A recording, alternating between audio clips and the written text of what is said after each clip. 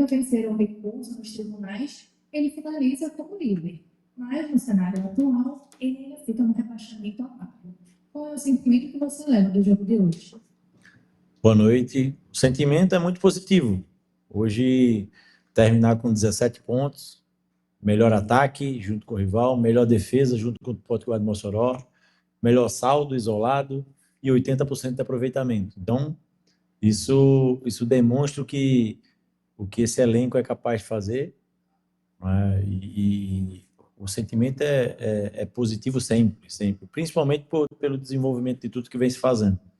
Em relação ao jogo de hoje, a fragilidade do Santa Cruz nos possibilitava ter aproveitado melhor o jogo em várias circunstâncias, e a principal de ter concluído melhor, ter definido melhor e ter ampliado as condições que criamos no placar.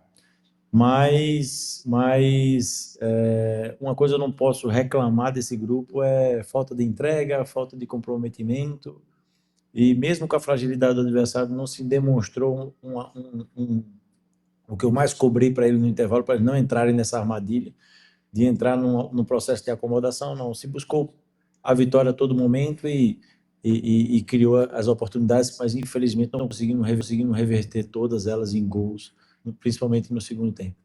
Boa noite, Rogério. Parabéns pela vitória. Essa pergunta foi feita lá depois do jogo do QFC e eu vou refazê-la, né?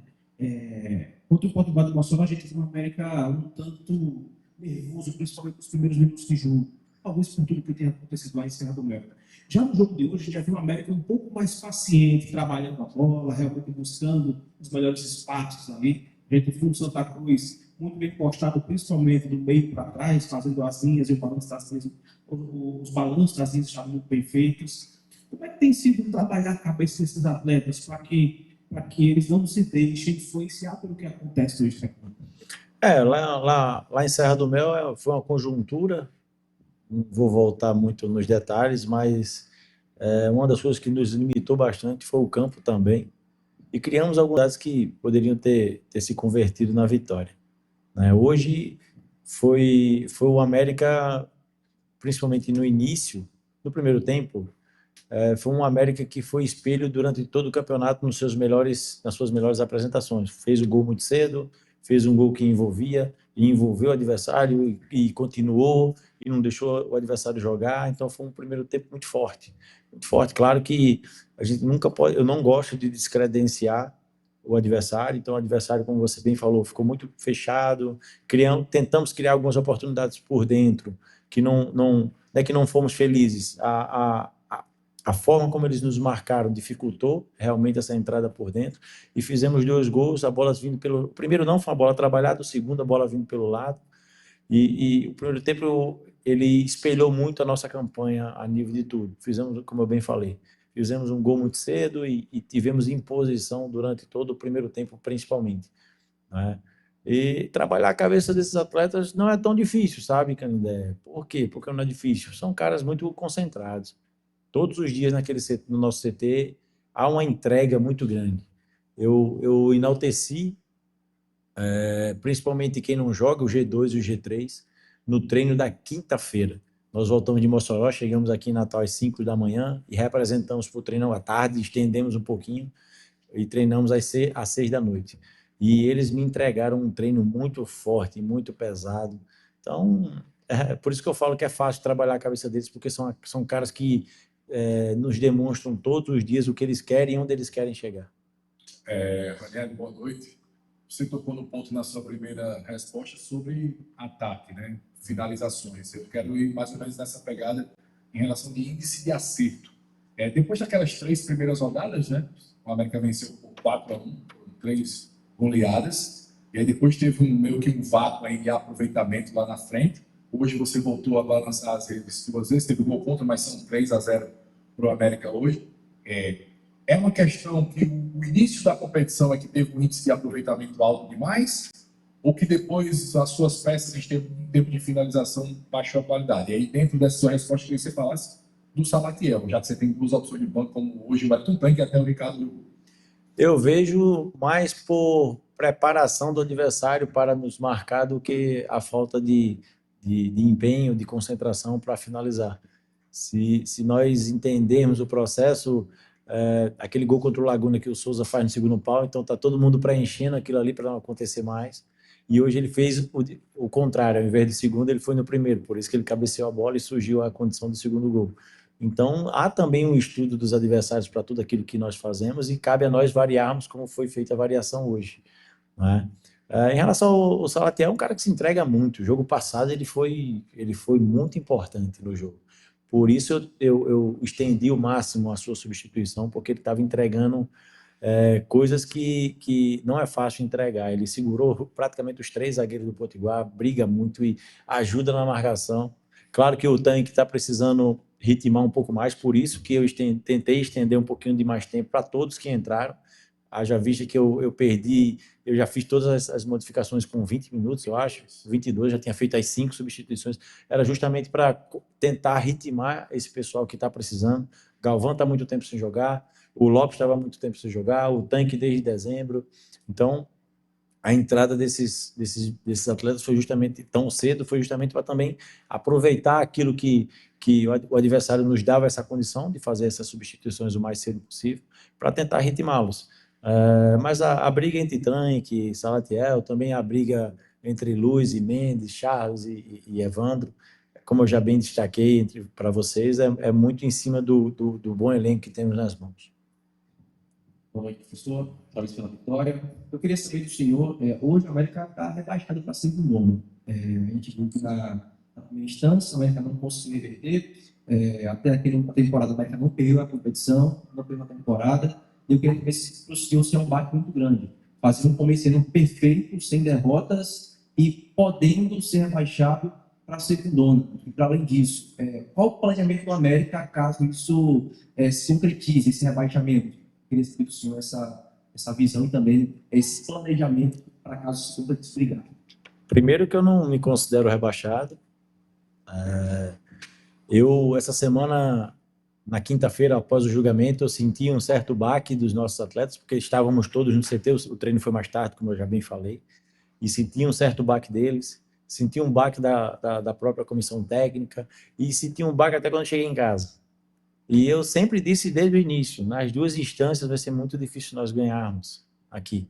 Vai ser muito difícil. O que vai ser determinante na minha visão, na minha humilde visão, e falo que em termos de direito, já falei isso para você, não entendo nada, é que no Rio de Janeiro vai ser diferente. Porque eu não vou falar aqui que eu não sou advogado, mas se tem já situações como a do próprio Remo, que vocês destacaram no próprio programa de vocês e na oportunidade que vocês tiveram, que conseguiu reverter, isso aí vai desenvolver. Eu confio muito tenho plena certeza de que lá isso vai ser revertido, com toda certeza, né? Então, por isso o sentimento de não rebaixado, por isso a condição de não planejar. Meu planejamento é para ir em busca de quem eu vou enfrentar na semifinal, que hoje fica entre QFC ou... Ai, Jesus, agora fugiu. Santa Cruz, isso. O QFC não, minto, Potiguar e Laguna.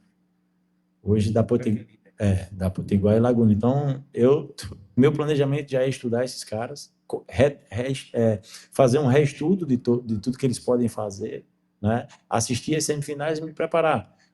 Hoje, no CT, meus analistas já estavam organizando a situação da Copa do Brasil. Então, o planejamento é sempre em cima de coisas do que positivo nós pensamos, né? Então, na minha cabeça, na cabeça do meu grupo, na cabeça da direção, e eu quero que o nosso torcedor também internalize isso, é que nós hoje somos o primeiro colocado com 17 pontos e estamos já na semifinal. E cabe a nós agora nos preparar com um jogo tão importante que vai ser o primeiro jogo da Copa do Brasil, que tem a possibilidade de ser no dia 25 ou dia 26. Então, a preparação nesses 18 dias agora vai ser única e exclusiva para isso. Eu queria entrar um pouco mais nessa questão, nesse período que o América vai ter. Você falou já um pouco sobre isso. É possível que a América recupere do pleno e, após isso também, a possibilidade, você já citou, do SCJD. Isso deve deixar realmente uma lacuna aí dias entre um jogo e outro, esse jogo no final do mês da Copa do Brasil.